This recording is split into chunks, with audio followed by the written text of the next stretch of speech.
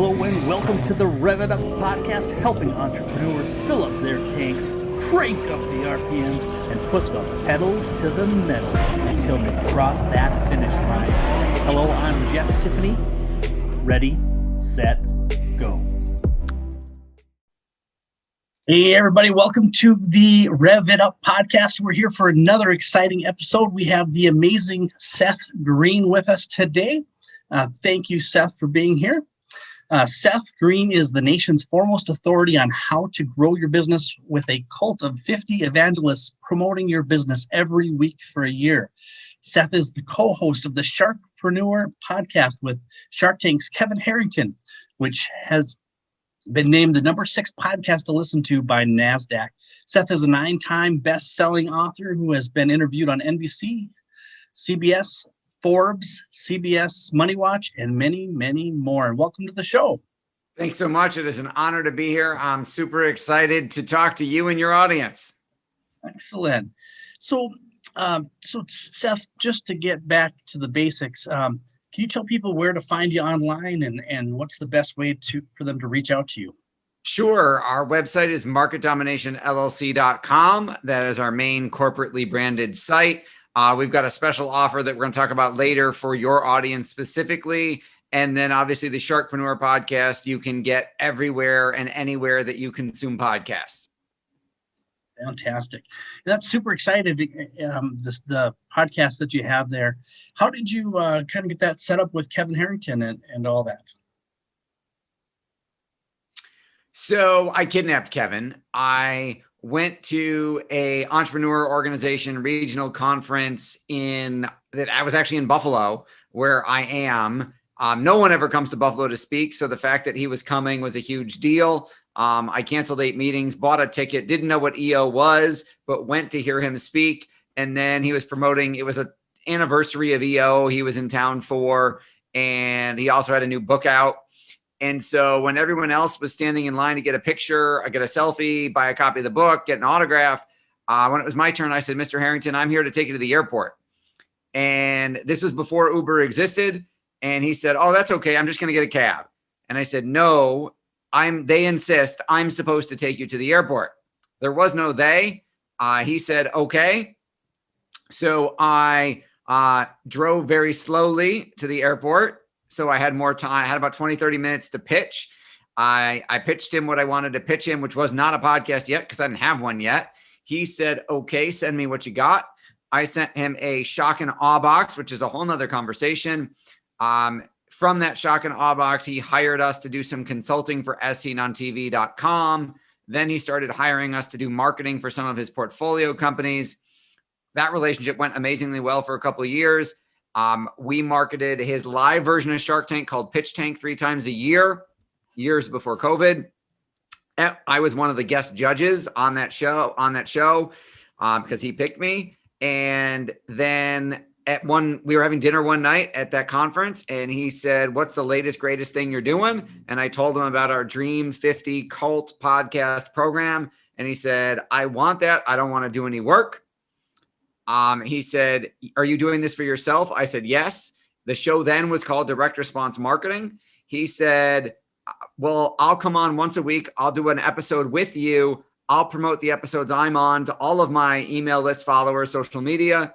And took me half a second to say, as they say on Shark Tank, I'm in. And we rebranded the show Sharkpreneur around him and both of us together. And that was about 3-4 years. I mean, it's been a few years. And the show was doing good before. I was number 1 in every category in iTunes for directors, but for marketing. And then obviously when Kevin came on, he added some zeros to our download numbers, added some profile, added some celebrity, gave us access to guests we might otherwise not would have gotten access to. And we've since started 2 companies together and done a whole lot of amazing work beyond the show. Wow. Yeah, I've heard a lot of good things about Kevin, and been listening to him a little bit here and there. Just great stuff. He was at, do you know Shay Rowbottom? He was at her. He was on my podcast a couple of weeks ago. Yes, she's a friend of mine, and I know she was at Kevin's house. I think last week or 2 weeks ago, something like that. So, anyway, just Great to have you here. And so let's go back to kind of where you began. You know, what's your entrepreneurial journey look like? How long a version of that story do you want? I'll try and do the super short version. I started out as an amateur magician. I wanted to go to Broadway at the age of 18. So I went to college for musical theater. My dad drove me nuts every semester about the cost of Syracuse University. So by the time I graduated, I didn't want to starve in New York anymore as a waiter. I became a college financial aid planner to help other families cut the cost of college. The branch manager of the Fortune 500 company I went to work for told me to make 300 cold calls a day, interrupting strangers asking for money before the internet existed. I hated it. I had the good fortune to find and beg my wife for a month to let me borrow more than the cost of our house to go hire legendary marketing guru Dan Kennedy.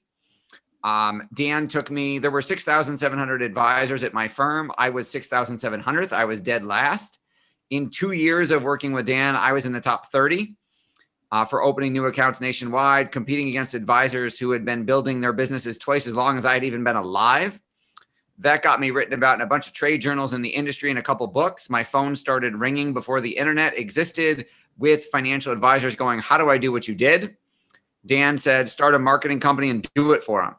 So I did that 14 years ago. Obviously, we've added a whole lot more marketing media channels since then. When I started, it was print and direct mail. Now we have, 8 million social networks and a new one every couple of weeks. So the marketing company started 14 years ago. It's taken off as well. We've helped thousands of clients in 63 different industries and every time zone on the planet. Fantastic. And what's your number one marketing venue that you like to go through?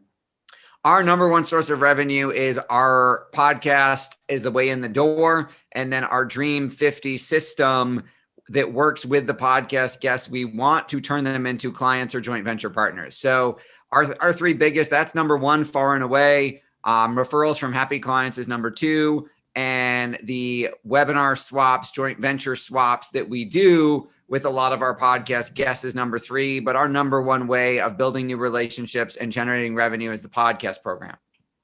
Hey everybody, Jess here.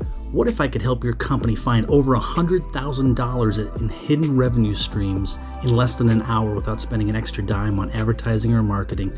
Reach out to me at cardzap.thebumpcard.me. Check out the video on 5 steps to profit and also reach out and we can have a conversation. Thank you. Oh, fantastic. And do you find that you get more people coming to you, or do you do a lot more outreach, or what's your kind of bread and butter for reaching the right audience? Yes and yes. So in the beginning, it was all outreach on my part. Now we now produce, I think, 65 podcasts a week for our clients. So literally we get pitched dozens and dozens and dozens of times a day, all day. So now, thankfully, thanks to our distribution and our exposure, more people are coming to us. We don't have to chase anybody anymore. There are still people on our wish list that we're working on, but the reception is a lot easier. It takes a lot less time to get those folks to realize who we are and have that conversation than it did 5-10 years ago. Absolutely. Yeah. The leveraging of other people's networks is massive. I couldn't agree more. I love to do joint ventures and different things like that. And so that's, I definitely agree with what you're saying there. So did you do a lot of, I know you worked with Dan Kennedy in the past and things like that. Did you kind of mostly focus on kind of like the direct response type of marketing with him then, or how did you leverage that relationship back then? Yes. So everything Dan does and everything we do is direct response marketing. We are not a branding agency. I don't care what your colors are or what your logo looks like or what focus groups think. All I care about is making the cash register ring for us and our clients. So how I leveraged what Dan taught me, it built my college financial aid planning firm to a national presence. And then we applied all the same principles to our marketing firm, Market Domination LLC, which obviously took that to a national recognition and an endless client base and awards and incredible results as well. Yeah, absolutely. So would you say that the messaging is kind of one of the biggest keys to the success of direct marketing like that? Absolutely. I think the biggest factor, it's actually 50% of the success or failure of any business at all, is the definition of their target market. Who are they going after? And then we've got to find a place where we can reach them affordably. And then number 3 would be, we've got to communicate a message about what we have to offer, why it's unique, how it solves their problem, and get them to take action. Absolutely. I think a lot of entrepreneurs kind of just, throw spaghetti against the wall or whatever they say. They're just kind of doing this and doing that. And it really takes someone like you to really wrap it into a succinct message that can really hit the target audience. So I admire what you do with the marketing. That's pretty amazing. And you had mentioned earlier about you had a free gift for our audience. I'd love to make sure we don't forget to mention that. Well, thank you very much. We have a 37-page best-selling ebook on Amazon that talks about how to grow your own cult of 50 evangelists who will promote you every week for a year. If your listeners go to growyourown.cult.com, that ebook sells on Amazon every day for $14. They can get it for $7. They can get it for half off. And I guarantee you it will be the best $7 they ever invest in their marketing. If they're not happy, I'll give them their $7 back. Oh, awesome. Yeah, absolutely. Yeah, definitely. So that's growyourown.cult.com. Make sure everybody go out there and get that. So that's a great resource. And so when you're not on the podcast and doing your marketing, what are some things that you kind of use to refresh yourself and really kind of get yourself so you can stay focused? All right. So there's 2 different answers to that question. One, I am a father of 3 kids, 14, 12, and 8. I am very, very involved in their lives and activities. I spend hours and hours and hours a week driving my son Max to all of his different soccer practices, tournaments, college recruiting camps, and all that kind of good stuff. My middle child is a musical theater buff like me, and my youngest daughter is a dancer. So there's lots of kids activities. And then on a personal development note, I am a big technology person. So I have a morning routine. I meditate every day. I use a whole lot of technology. I have a Muse headset. I have a Whoop and Apollo bracelets. I've got a Happy thing, all to better manage my mental and emotional state and keep me in peak performance. Wow, that's really interesting stuff. I haven't even heard of some of that stuff, so I'm gonna have to go research that a little bit after this call. I can relate to the kids though. My kids just got done with a 3 out of 4. We're in a musical just about 2 weeks ago, and it's a lot of work, but it's so rewarding, and it just melts your heart, with the kids and everything. So I'm a father of 4, so I totally get what you're saying there. So if you hypothetically, if things kind of went south or something and you had to kind of start over, I know it's kind of a cliche question maybe, but how would you go about generating revenue quickly so that you could get back at full throttle again? Sure. I get asked that whole $100 in a laptop start over question all the time. Yeah. My answer is the same. I would pick a niche. I would start a podcast. I would go interview the top 10, top 20 influencers in that niche. I would find out what the biggest challenge that wasn't being solved or wasn't being solved the right way in that industry was from them. I'd create some type of minimum viable product or service that solved it. I'd get those 10 or 20 people or whatever to promote it. And I'd launch a new business. And I've done it on purpose multiple times. I have 2 new shows right now that I've launched in new industries on purpose as a test of the process starting over, and it still works just the same. Wow, that's fantastic. Yeah, I definitely agree that the podcasting thing, getting an opportunity to meet people that are amazing and learn, like I get to meet you, and you're obviously amazing at what you do. So so besides Kevin, who would you say you're like most person that impacted you the most on your podcast outside of Kevin? Wow, that's a really, really long list.